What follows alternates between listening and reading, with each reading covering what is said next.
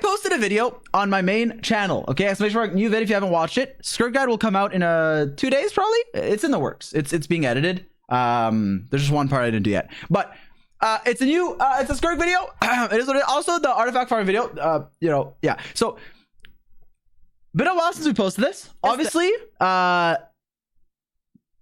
I'm getting stun locked out of my own volition. It's not like anyone actually said anything because it has like the like ratio is 99%. So obviously, no, like there's nothing like bad, but something I want to talk about. Okay, Skirk is a character. Skirk is a character that is, one second, I'm gonna mute alerts very quickly. Barb2 thanks for Prime.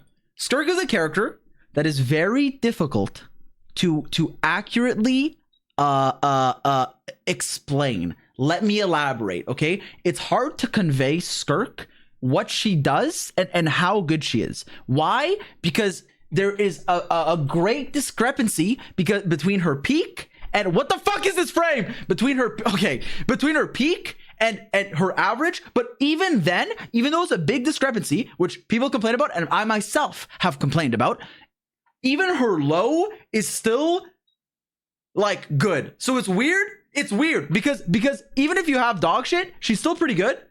But the problem is that the difference from good to Escoffier is like 30 to 40%. And that's a lot. Well, with Escoffier Farina, which is pretty fucking big. And also, Farina with no Escoffier doesn't really improve your team. Like, Farina no Escoffier is just the same as like Yelan in her teams. Because you have to run a fuck-ass healer. You have to run Mika. That's the problem with Escoffier. It's not that she's just good. It's that she's also good and a healer. She gives you res shred and damage. So let's say, okay, picture this, right? Picture this. Escoffier's releasing Genshin Impact and doesn't heal. Guess what? She's still in the best Skirk team and she doesn't heal. Then, oh, no, you know what? Let's make her heal. So then she heals your whole team, which means Farina is now like way better because instead of having to run a healer that doesn't do that much, like Charlotte, no disrespect to Charlotte, she can run Thrilling Tales, but what else can she do? I don't know.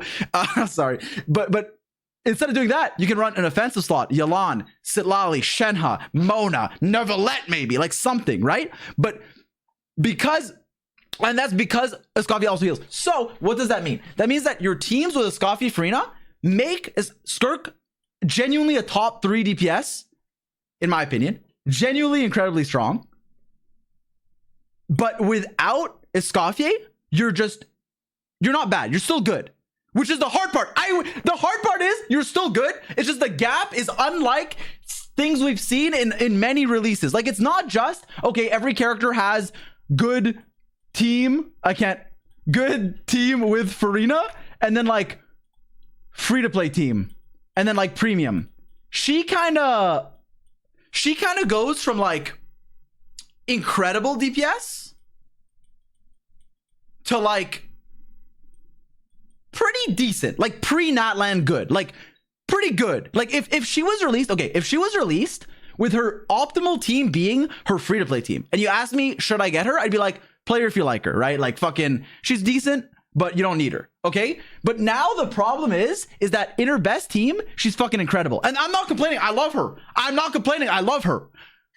But it's just the discrepancy between the two is really big. So what does that mean, okay? It means that on one hand, I want to say stuff like, her teams are really restrictive because they are. And 3 of her passives say, hey, you're not playing freeze, go fuck yourself. It's literally written in the passive. Read the text when she comes out. The passive says, fuck you if you're not running Hydro Cryo. It says that.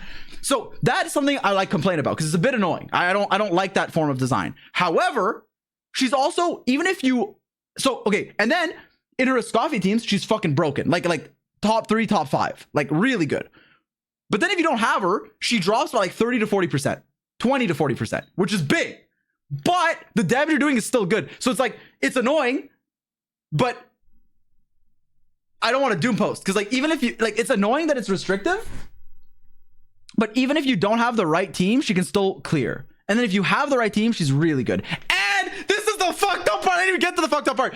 You can do something called a turbocharged super rotation. Okay, I don't know what I'm gonna call it in my guide yet. I don't know, but there's a way to basically shove 2 rotations into one if you start with stacks. So typically when you play Skirk, you can't use your burst without using your skill first. Okay, you need to suck up the void rifts. How do you do that? You tap your skill, and then your burst is like a normal attack buff and you're a normal attacker. Or you hold your skill, and then you have stacks to do a big burst of damage.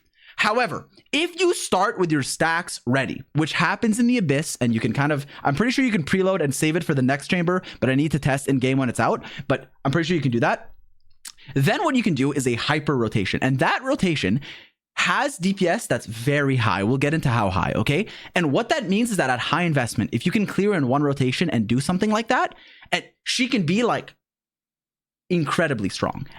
And she also feels a lot better in practice than on a spreadsheet. Why? ¿Por qué, you ask? Let me tell you. Because you can literally counter stalling. Let's say you're fighting a boss, the Satek Weenut. What does he do? He stalls. He plays Wordle. He swims around. You can't attack him for a bit. The thing that digs in the ground, you're just like doing nothing. PMA that flies up, you're doing nothing. What can Skirk do? Or like splits in 4. Skirk can be like, okay, I'll just take this time to eat some Void Rifts. I'll just use my abilities, set up to get a big fucking rotation. So in practice, she feels really good, which is a good thing, but it can make her like good scenarios way better. And that's nice, right? That's a positive, but it makes it hard to evaluate a character. Why? Because listen, baseline, right? Let's say you have not just a free-to-play team, but free-to-play, or let's say some 5 stars, but not premium, okay? Like Yelan, Shenhe, Sitlali, but no Escoffier, no Farina. Or you can have Farina, but no Escoffier, basically.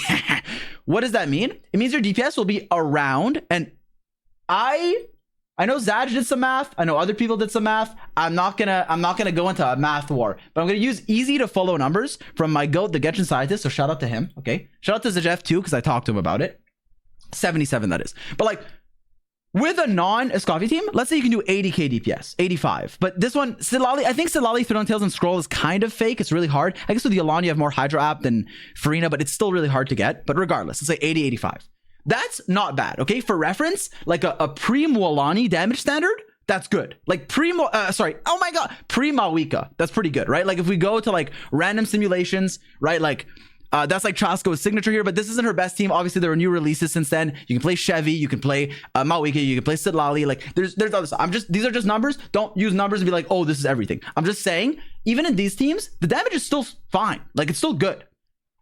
But when you have her good team, and we'll talk about the more than just what's here, but like you fucking get way higher, bro. Like here's 115, other calcs have shown 120. There's rotations where you can do, I'm telling you, if you can do one super charge rotation, she can be similar to Mawika. Not overall, I don't think she's overall similar, because way more restrictive, and most of her rotations aren't like that. But there's scenarios where she can be, and that's what makes it hard to talk about, because on one hand she's broken, but not for everyone, and for other people it's not like she's bad. So I can't even say she's broken in premium team but sucks without it, because she doesn't suck. But I also can't say, oh, she's just good, because the restrictability is kind of annoying. It's kind of like, okay, well, not everyone's gonna get the same value. And I personally am not a fan of that big of a discrepancy between teams, and there being no real options outside of Escoffier that makes it even close from 80, 85k to fucking 120, 115, 110 even, right? The numbers vary, but that's something you need to keep in mind. So it's hard to explain that in like a 2-minute section of a guide. So I've been fucking crashing out internally, but I want to say something, okay? Here's my ultimate take, okay? I think the one thing that I'm annoyed about isn't just that her teams are restrictive, it's also that her kit expressly says, hey, if you don't run, okay, first of all, first passive, generate a Void Rift for any cryo reaction. They list them. Wait a second, melt isn't written there. Why isn't melt written? Okay, you can't melt. That's fine. Maybe I'll swirl. Maybe I'll mono cryo. You read passive too. If all party members are hydro and cryo, gain massive scalings, like 70% damage. Oh, wait a second. Also, you need at least 1 hydro and 1 cryo. Okay, I guess I can only play 1 team, but maybe her exploration passive, this one's fucked up. Maybe her exploration passive won't, you know, mention hydro or cryo. It's an exploration passive. Nope, fuck you, Skirk doesn't explore. Exploration passive. If all your party members are hydro and cryo, gain a skill level on everyone. A skill level on everyone? That's damage for Farina, damage for Escoffier, damage for Skirk. So you literally get more damage if you're full freeze from your exploration passive. That doesn't even make sense. So, but at the same time, I like her, and she's really fun to play. And you can like actually kind of skill expression. There's combos. There's like 2 different play styles, and there's actually teams, even though it's restricted. So it's like I like her, but I'm complaining. But I don't like some parts, but I like the other parts. So how do I explain the nuance in like a 2-minute video? I can't, man. I can't, because now you might hear this and you say, "Oh, she sucks," but she's actually good. But then you're like, "Oh, but I don't know. I don't know. I need water."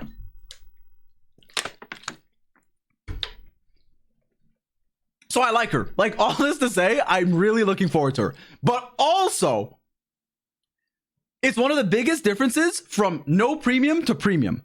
But also, even without premium, she's still pretty good. But she's really restrictive. So it's like there's like some bad, but there's also some good. Okay. Also, by the way, if you're like, how much is the restriction? I've looked at some calcs, multiple. If you want Shilonen to perform better than Charlotte, Mika, or like a Xingqiu, you need C2. Sorry, Shilonen. I don't know if I said Shilonen. Okay. If you want Shilonen to be better than like a Xingqiu or a Mika, you need C2. You need C2. And even then, I'm not even sure about Xingqiu, but definitely Mika. You need C2. Anyways. And even then, you like shouldn't play. Like, it's fucked up, bro. It's fucked up. So that's another thing. Hey, Zy0x. Most freeze carries, like let's say Risley or Ayaka, they obviously want Escoffier a lot, right? Yes, absolutely. But let's say for Risley's case, you can also, let's say you don't have Escoffier, all good, right? You can play Melt, all good. You can put Shenhe there, or you can put Shilon in there, right? You don't need Cryo Hydro or even Cryo Pyro if you're melting. But with Skirk, not only is Escoffier a bit restrictive, but she still is fine even if you're not full Cryo, full Hydro. Like, she's still a good unit.